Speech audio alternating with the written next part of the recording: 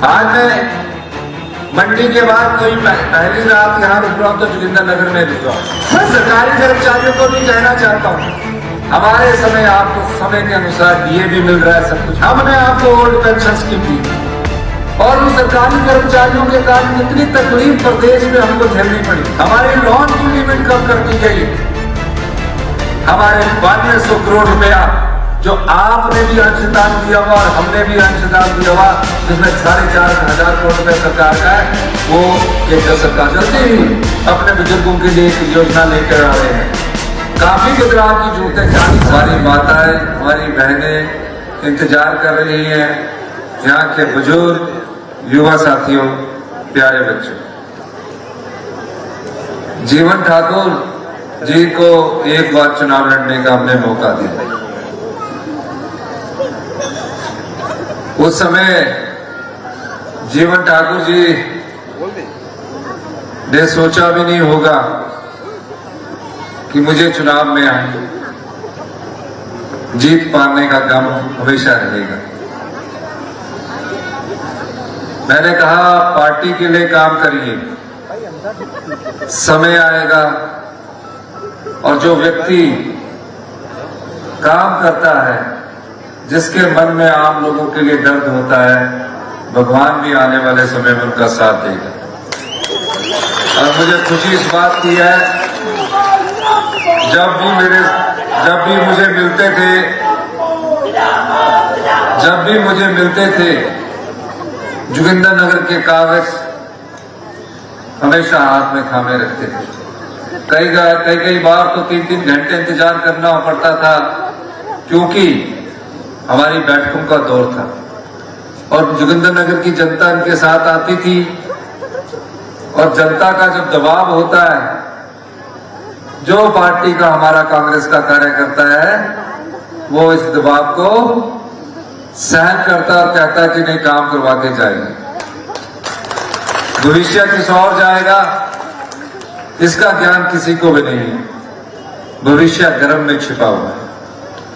लेकिन मैं ये कह सकता हूं कि जीवन ठाकुर के मन में आप लोगों के लिए दर्द है, पीड़ा है।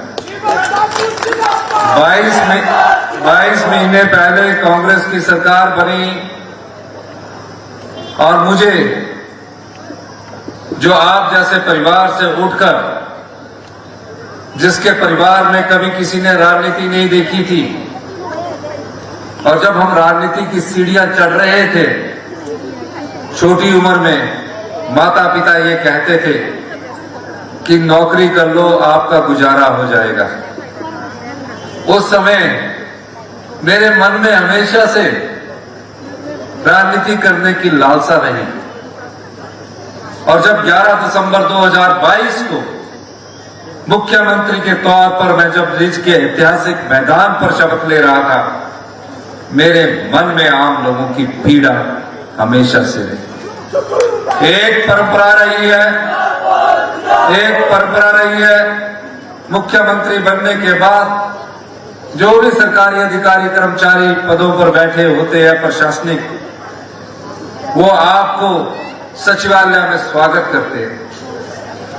मैंने पहले ही दिन से कहा था, हम राजनीति में सत्ता सुख के लिए नहीं आए हैं, हम व्यवस्था परिवर्तन के लिए आए हैं। और मैंने उस व्यवस्था को तोड़ा और सबसे पहले मैं अनाथ आश्रम गया, उन अनाथ बच्चों के पास गया जिन अनाथ बच्चों ने अपनी माता को खोया है, अपने पिता को खोया है। उनकी पीड़ा को देखा, उनके खाने के मेस को देखा, उनके रहने के ढंग को देखा। उन बच्चों ने भी सोचा और अधिकारियों ने भी सोचा कि ये मुख्यमंत्री बने हैं, सहानुभूति प्रकट करने के लिए ये गए हैं। और कई बार मंत्री जाते हैं, फल बांट कर आ जाते हैं, कई विधायक जाते हैं, फल बांट कर आ जाते हैं, पर उन बच्चों की संवेदना को नहीं देखा। मैंने उन बच्चों की संवेदना और भावना को पढ़ा और मेरे कलम से पहला काम समाज के उन बच्चों के लिए हुआ जो बच्चे अपनी मां को खो चुके थे, अपने पिता को खो चुके थे, उनके लिए मैंने हिंदुस्तान का पहला कानून मुख्यमंत्री सुखाश्रय के रूप में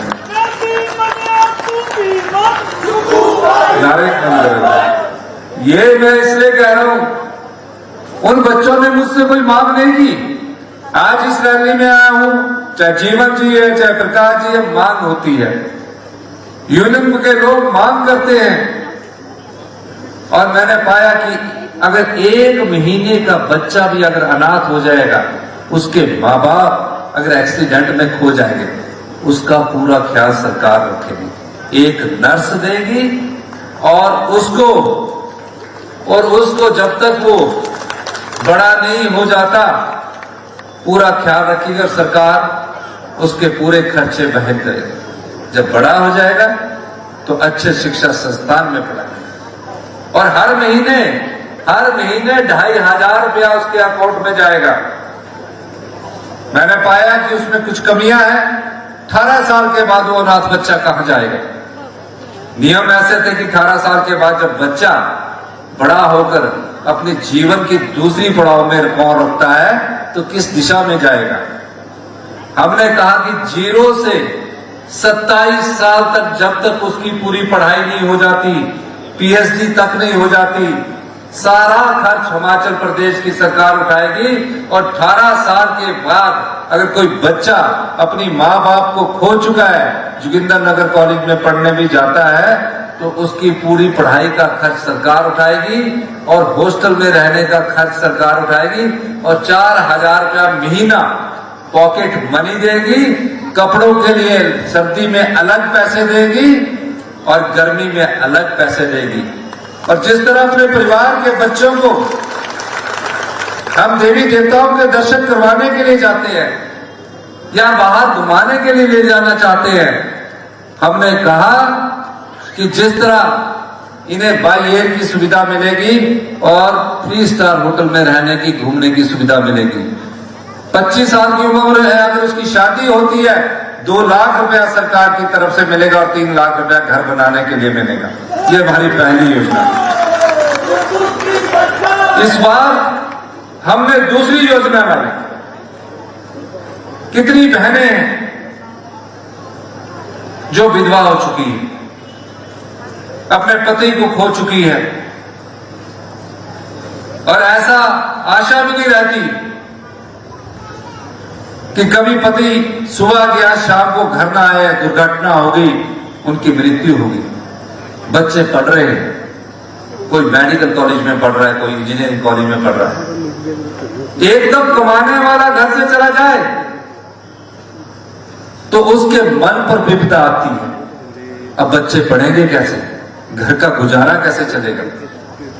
हमने उन बहनों के लिए, विधवा बहनों के 23,000 बच्चे, 3 लाख की आय जिनकी है, उनके बच्चों की पूरी पढ़ाई का खर्चा जो विधवा बहनें हिमाचल प्रदेश की सरकार लाएगी, जिस नीति को हमने भी लागू कर दिया। अगर बच्चे बाई चांस हॉस्टल चंडीगढ़ में पढ़ रहे हैं या कहीं और पढ़ रहे हैं, उनके पीजी का 3,000 रुपए का खर्चा हिमाचल प्रदेश पर सरकार वहन करेगी। ये हम उसको योजना हम के लिए लेकर, मैं ये बात इसलिए कह रहा हूं कि हमारे को अभी 22 महीने हुए हैं। 22 महीने में हमारे सामने चुनौतियां थी। सबसे बड़ी चुनौती हमारे पास थी, प्रदेश का खजाना खाली था। भारतीय जनता पार्टी ने चुनावों से पहले 5,000 करोड़ रुपए की रेवड़ियां बांट दी। वो आपका पैसा था। राजनीतिक लाभ के लिए उन्होंने संस्थान खोल दिए, बिजली माफ कर दी, पानी माफ कर दिया। मैंने जब उसका आकलन किया, पहले वर्ष मैंने फैसला नहीं किया और जिस दिन मुख्यमंत्री मैं बना, इस प्रदेश का खर्चा चलाने के लिए सिर्फ 1 महीने का पैसा था। डबल इंजन की सरकार बोलते थे। डबल इंजन की सरकार ने इस प्रदेश की संपदा को लुटाया है। इस प्रदेश की सत्ता को दोनों हाथ से लुटाकर राजनीतिक रोटियां सेकने की कोशिश की। हमने उन दरवाजों को बंद किया। 10-10 लाख रुपए का इनकम टैक्स दिया जाता है, 1-1 करोड़ का इनकम टैक्स दिया जाता है, बड़े बड़े होटलों को सब्सिडी दी जाती है। जिस होटल का टर्नओवर 5 करोड़ 10 करोड़ों में चलता है, कहा 1 रुपया यूनिट बिजली का इनको भी हम माफ कर देंगे। हमने फैसला किया, बड़े बड़े मॉल बने हैं, एक दिन की कमाई 1 लाख रुपया है, उन सब से हमने अभी तक कमर्शियल से हमने बिजली की सब्सिडी को खत्म किया। आम आदमी पर हमने कोई बोझ नहीं बनने दिया। पानी का बिल माफ। और आपको बताऊं उसका नुकसान क्या हुआ है।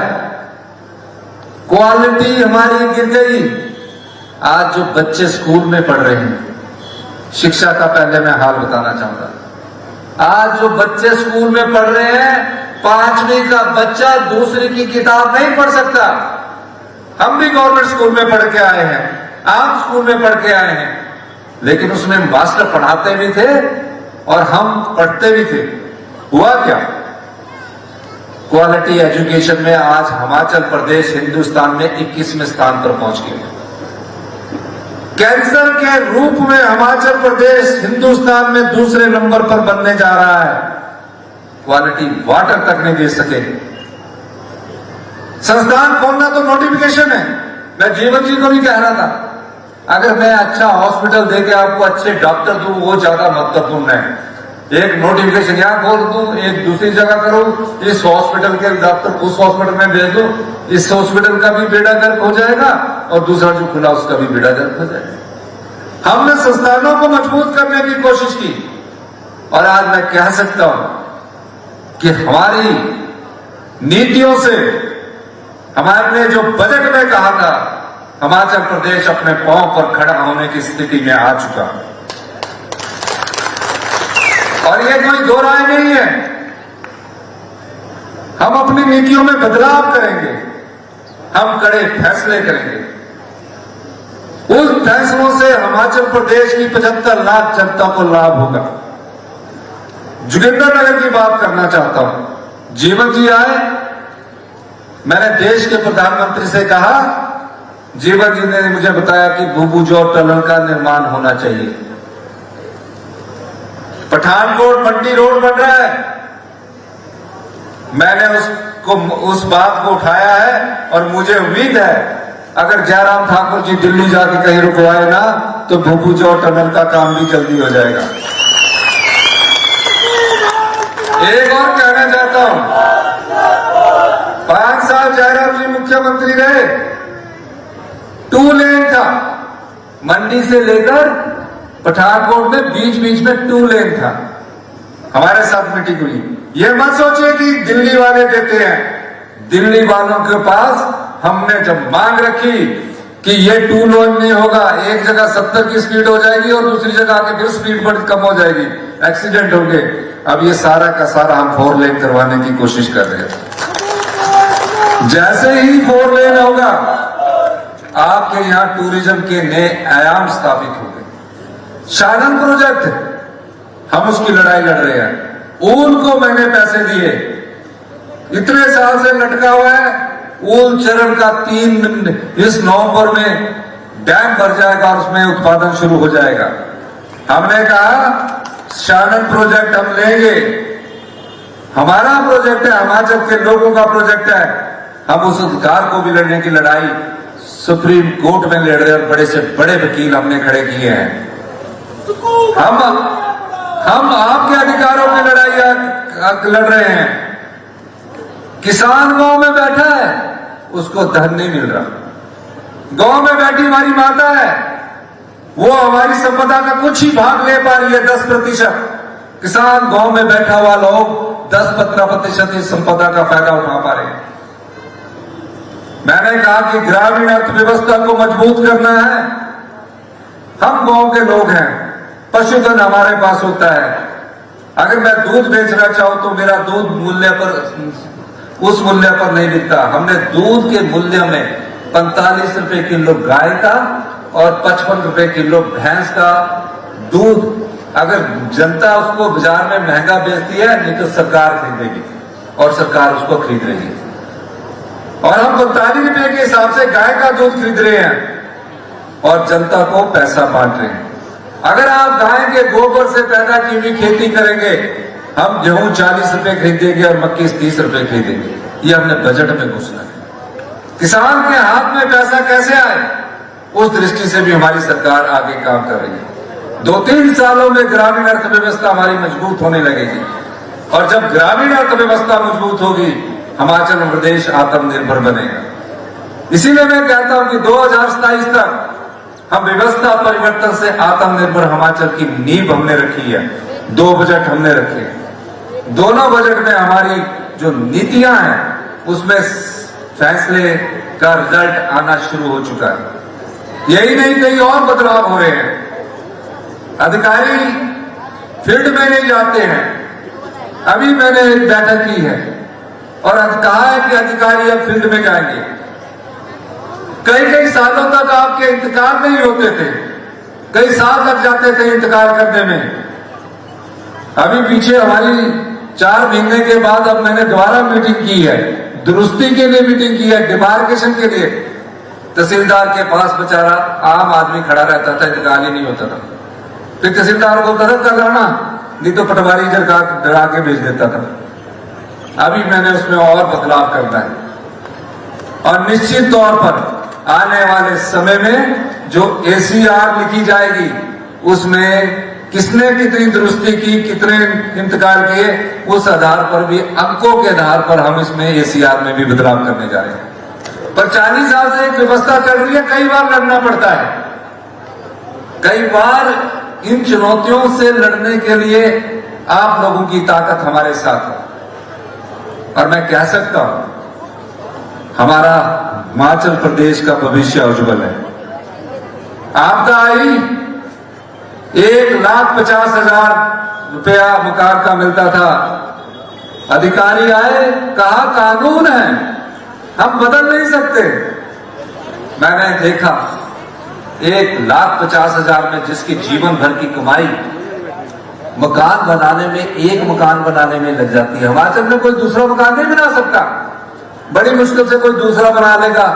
हम सब लोगों के 1 या 2 मकान होते हैं और 1 या 2 मकान बनने के बाद मैंने कहा 1,50,000 में नहीं बनेगा। हमने बदलाव किया और उसके बदले 7 लाख रुपया आपको मकान के लिए। यहां भी कम से कम जो हमारे पास सूचना है, सभी लोगों को हमने 3 लाख रुपए की पहली किस्त उपलब्ध करवा दी है। जोगिंद्रनगर के सब डिवीजन में 33 मकान टूटे, 800 और उनको हमने 138 करोड़ रुपया आपको दिया। फिर क्या हुआ? ऑपरेशन लोटस हुआ, जो हिमाचल की जनता को पसंद नहीं था। हम अपना बजट रख रहे थे, राज्यसभा का चुनाव है। जो लोग रात को हमारे साथ डिनर कर रहे थे, सुबह ब्रेकफास्ट के बड़े मजे से स्वाद भी चख रहे थे और 12 बजे पता लगा कि वो तो बोटियां लग डाल गई। मैं विधानसभा में, मैंने बोला ये हुआ क्या? उसमें 1-2 तो मंत्री बनना चाहते थे, पर मंत्री बनने से ज्यादा जब गांधी जी, नोटों के गांधी जी उनके सामने चढ़ गए तो नजर नहीं है, वो हमको ही छोड़कर चले गए। जब वो हमको छोड़कर चले गए तो हमने बोला अगले दिन बजट प्रस्तुत होना है, उसमें आएंगे। विधानसभा के ऊपर से एक हेलीकॉप्टर उतरा, दूसरा उतरा और CRPF के जवान आ गए और उन्होंने विधानसभा का गेट तोड़ दिया और अंदर उनको, हमने पुलिस वालों को बोला कि इनको रोको, रोका उन्होंने, गेट तोड़कर ऊपर पहुंच गए। अब बोटिंग का समय था, लेकिन लालच बहुत बड़ी बुरी चीज है। उन्होंने बोला बोटिंग से पहले ही हवाई हेलीकॉप्टर में बैठ जाओ। हेलीकॉप्टर में बैठ गए। हमारे अध्यक्ष महोदय ने, कुलदीप सिंह पठानिया जी लॉ ग्रेजुएट है, उन्होंने फैसला किया कि इन्होंने विप के लगना की 6 को डिस्क्वालीफाई कर दिया और 6 को जब डिस्क्वालीफाई किया 1 महीना प्रदेश से बाहर रहे, पता नहीं किस किस होटल में घूमते रहे, गंगा में नहाते रहे, गंगा भी पाक मैली कर देनी उन लोगों ने तो। और उसके बाद प्रदेश में आए, चुनाव की घोषणा हुई। मैं हिमाचल की जनता का धन्यवाद करना चाहता हूं। यह कोई सरकार बचाने के लिए चुनाव नहीं था, यह कुर्सी के लिए चुनाव नहीं था, यह जो हिमाचल के लोगों की लोकतंत्र में आस्था है उसके विश्वास का चुनाव था। उस विश्वास पर अगर किसी ने कुठाराघात किया, उस लोकतंत्र को कमजोर करने की किसी ने कोशिश की, वो भारतीय जनता पार्टी की सरकार थी जिसने ऑपरेशन लोटस करके आप लोगों की सरकार को गिराने की कोशिश की। हुआ क्या? 6 जगह जिन बेचारों ने कभी सोचा नहीं था कि एमएलए बनेंगे, ये भगवान भी ऊपर देखता है। कहते हैं ना भोले का भगवान। मेरी पत्नियां भी खाना बना रही थी घर में, उनको भी दिल्ली से आया कि ये चुनाव भेज सकते हैं। उसने भी कभी सोचा नहीं था, वो भी विधायक बन गई और जो लोग और थे वो भी विधायक बन गए, क्योंकि उन्होंने उनकी किस्मत में विधायक बनना लिखा था। ये विधायक बन गए और वो 6 लोग अब बड़ी बड़ी स्टेटमेंटें देते हैं। पूछना चाहिए उनको कि आप लोग 1 महीना हिमाचल की सीमा के बाहर क्यों रहे? जो बिकता है हिमाचल के लोग उसे कभी माफ नहीं करते, चाहे वो कोई भी।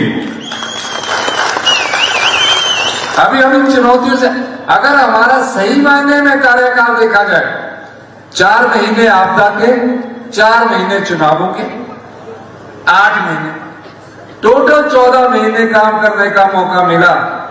और मैं आपको बताना चाहता हूं, जो आपका पैसा लुटा दिया जाता था, इन 14 महीने में हमने 2200 करोड़ रुपया अतिरिक्त राजस्व आप लोगों के लिए कमाया,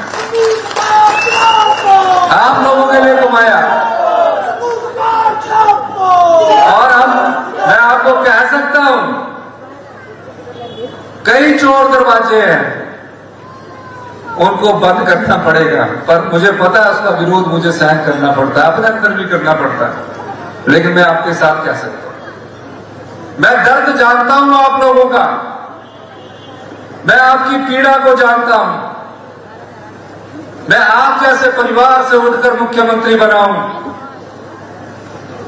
और मेरे मुख्यमंत्री बनने के बाद दायित्व यह बनता है कि जो हमारी संप्रदाय और समाज के 75 लाख लोगों के पास जाए, युवाओं को रोजगार मिले, महिलाओं को सम्मान मिले, किसान को उसको हक मिले, मजदूर को मजबूत मजदूरी मिले।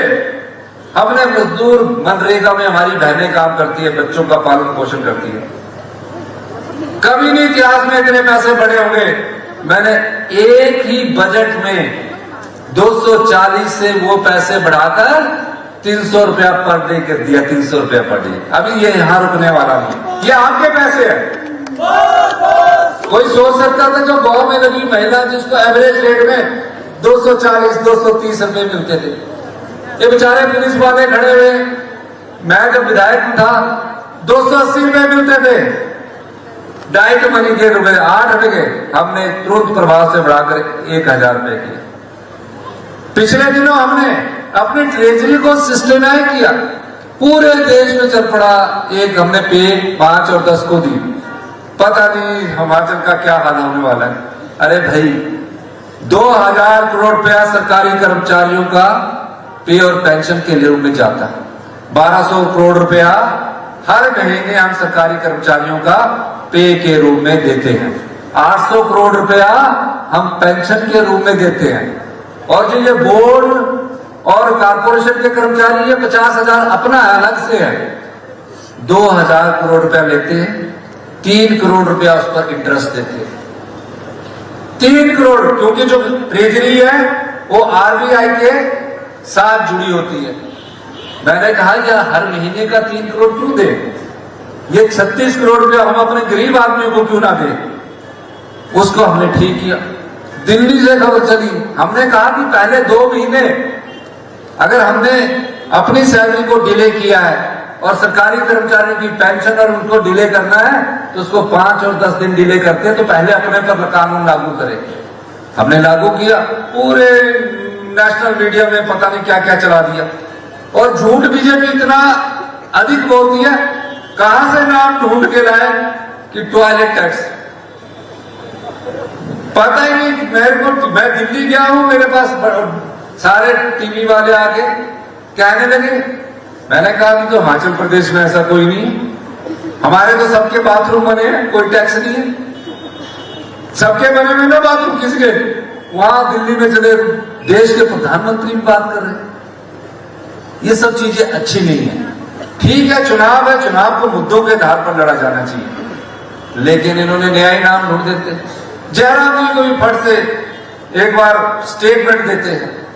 आप 5 साल मुख्यमंत्री रहे, आज आप मंडी के विकास की बात करते हैं। मंडी को दिया क्या?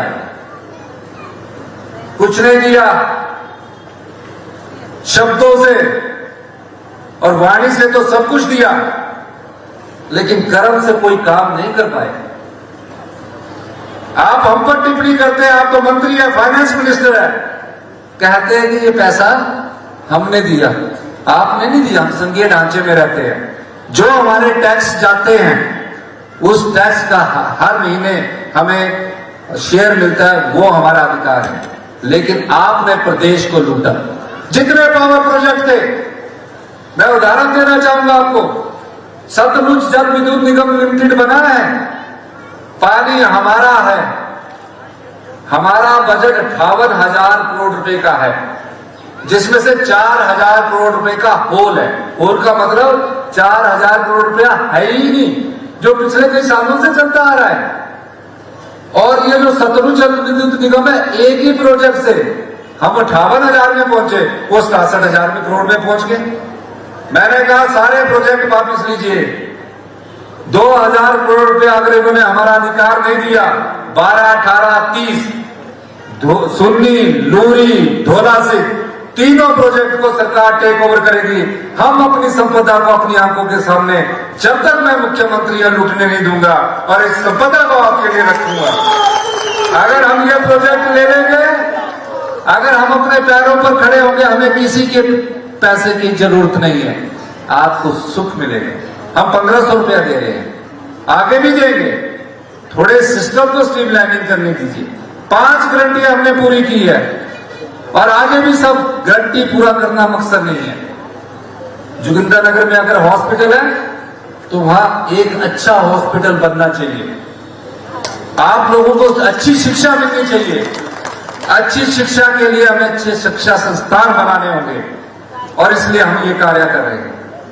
आज मैं मंडी के बाद कोई पहली रात यहां रुक रहा हूं तो जोगिंद्रनगर में रुक रहा हूं। मैं सरकारी कर्मचारियों को भी कहना चाहता हूं, हमारे समय आपको समय के अनुसार डीए भी मिल रहा है, सब कुछ मिल रहा है। हमने आपको ओल्ड पेंशन स्कीम दी और उन सरकारी कर्मचारियों के कारण कितनी तकलीफ प्रदेश में हमको झेलनी पड़ी। हमारी लोन की लिमिट कम कर दी गई।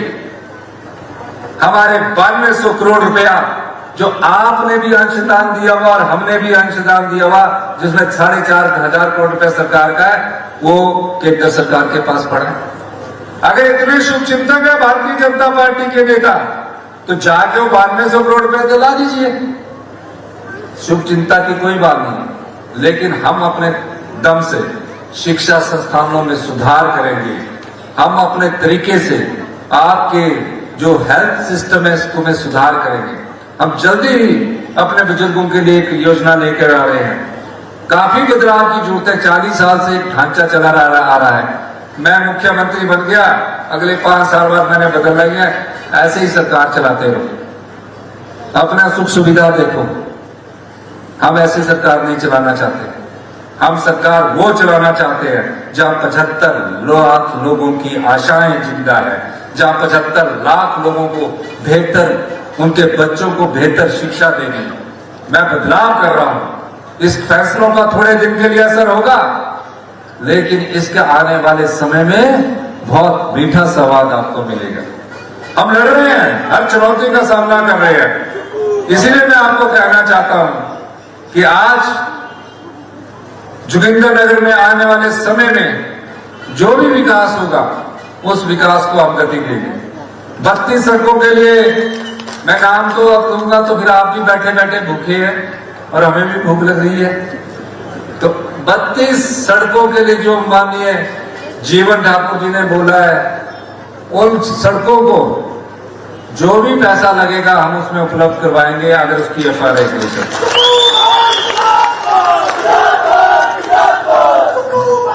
एक जो आपका जोगिंदरनगर का आपका हॉस्पिटल है उसको स्ट्रेंथन कैसे करना है, उसमें स्टाफ की पूर्ति कैसे करनी है, क्योंकि फर्स्ट स्टेज का इलाज आपका यहां हो सकता है। आजकल मेडिकल टेक्नोलॉजी बहुत हाई लेवल की होगी, आपको यह पता लगना चाहिए कि आपको बीमारी क्या है, हो क्या रहा है हॉस्पिटल्स में। वो देखते हैं 2-4 दिन देखते हैं, फिर ट्रांसफर कर देते हैं, यहाँ चले जाओ, फिर चले जाओ IGMC में, फिर चले जाओ PGI, तब तक बीमारी बहुत बढ़ जाती है। इसलिए हमने पहली स्टेज में कहा कि 2 टॉप के हॉस्पिटल में वर्ल्ड क्लास इंस्टीट्यूशंस हम अपने 2 बनाने जा रहे हैं। लेकिन जोगिंदरनगर को मजबूत करने के लिए और जोगिंदरनगर में डॉक्टरों की कमी करने के लिए हम इसमें बदलाव करेंगे और यहाँ जल्दी ही डॉक्टरों की सुविधा उपलब्ध करवाएंगे। डॉक्टर और नर्सों के लिए अगर जगह होगी रेजिडेंस के लिए पैसे उपलब्ध करवा दिए जाएंगे। ऑक्सीजन प्लांट भी उपलब्ध करवा दिया जाएगा, कोई बड़ी बात नहीं है। और जो थाना ब्लॉक प्रोजेक्ट है आपका, जहां से आपकी कभी अब हम उसको शुरू करने जा रहे हैं। अगले 3 महीने में यहाँ कंपनियां आने वाली है।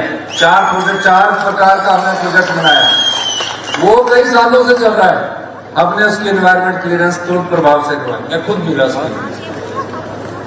ये जो चीजें हैं इन सबको उपलब्ध कर। एक इन्होंने स्कूल का बोला है, मकरेडी स्कूल के गवर्नमेंट मकरेडी स्कूल उसकी बिल्डिंग का है, इसमें नया भवन बना दिया जाएगा। मरम्मत छोड़िए, अब नए भवन में बच्चों को अच्छी पढ़ने के लिए। बराड़ी स्कूल में भी कर दिया जाएगा, पुल भी थे आपके कहा। एक आपका निर्माण पुल भरमौरा बनोग ग्राम पंचायत पिपली ये बना दिया जाएगा। सड़क निर्माण एवं वैली ब्रिज छम कुठेड़ा बड़ू रोड बड्डू रोड ये बना दिया जाएगा। प्रकाश राणा जी भी बोल रहे थे PWD मकरेडी को पूरा खोला जाए। ये हमने मजबूत करने हैं, अभी खोलने वाला काम थोड़ा देर से करेंगे। तो जो चीज मजबूत करेंगे उस चीज को हम करेंगे। और निश्चित तौर पर मैं कह सकता हूं, आज मैं मंडी के बाद दूसरी रात जोगिंदरनगर में बिता रहा हूं। इसलिए बिता रहा हूं कि यहाँ की योजनाओं को समझ सकूं, आपके साथ मिल बैठकर भविष्य में कैसी योजनाएं बनानी है उस दिशा से हम आगे बढ़ सकें। ITI में जो ट्रेड है ये थोड़े से पुराने ट्रेड है, पर मैं चाहता हूं कि कहीं अगली बार जो है इसमें AI और जो लेटेस्ट टेक्नोलॉजी के ट्रेड है 2 ट्रेड शुरू कर दिए जाए। मैं इनसे आपसे बात करूंगा। आजकल जो जमाना ITI में AI का है, मशीन लर्निंग का है, डाटा स्टोरेज का है, वो जिससे लोगों को नौकरियां मिले, इस दिशा में हमारी सरकार कार्य कर रही है। आपने मेरी बात सुनी,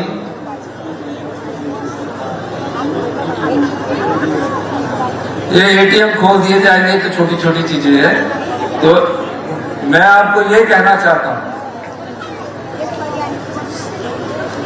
अगली बार भी आऊंगा ना, मैं नहीं आना। इन शब्दों के साथ एक बार फिर से आप विश्वास कीजिए, हम प्रदेश की जनता की सेवा के लिए आए हैं, प्रदेश की संपदा को लुटाने के लिए नहीं आए हैं। और मैं जो कहता हूं कि 2027 में हिमाचल प्रदेश आत्मनिर्भर बनेगा और 2032 में हिंदुस्तान का सबसे समृद्धशाली प्रदेश अगर कोई होगा तो हिंदुस्तान में सबसे समृद्धशाली और अमीर राज्य हिमाचल प्रदेश होगा। इन्हीं शब्दों के साथ आपका बहुत बहुत धन्यवाद। जय हिंद।